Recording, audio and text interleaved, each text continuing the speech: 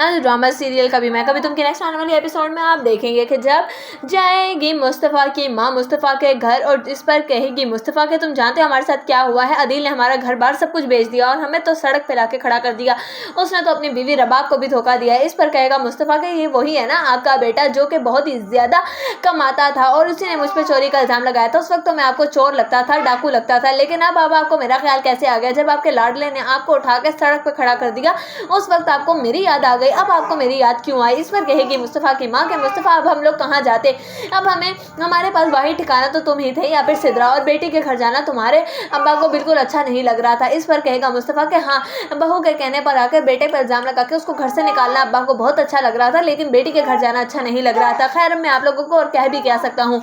इस पर कहेगी मुस्तफ़ा की माँ के अगर तो तुम हमें रख सकते हो तो हमें रख लो, नहीं तो हमें बता दो, हम कहीं और चले जाते हैं, हम किसी ईदी सेंटर में जाकर अपना बुढ़ापा गुजार लेंगे, लेकिन हम तुम पर बोझ बन के नहीं रहना चाहते। पहले हमें तुमसे बहुत ही ज़्यादा शर्मिंदगी, हम तुमसे नज़र मिलाने के काबिल नहीं। इस पर मुस्तफ़ा कहेगा कि मैं आपके बेटे अदील की तरह का नहीं हूँ कि जो आप जो है सड़क पे धक्के खाते फिरे, ना ही मैं आपका घर बार बेचने वाला था, आपने तो मुझे हमेशा से निखट्टू ही समझ के रख लिया था। लेकिन आप जानती हैं कि इस वक्त मैं एक बहुत ही बड़ी कंपनी में जॉब कर रहा हूँ और अच्छे पैसे कमा रहा हूँ। आप लोगों ने कभी मुझ पर भरोसा ही नहीं किया, आपको तो लगता था ना कि गेमिंग एक वैसे ही मैं बैठ के कंप्यूटर पे अपने शौक के लिए करता हूँ, लेकिन आपको नहीं पता था कि ये मेरा टैलेंट और मेरा पैशन है जिसकी वजह से आज मैं यहाँ पर खड़ा हूँ।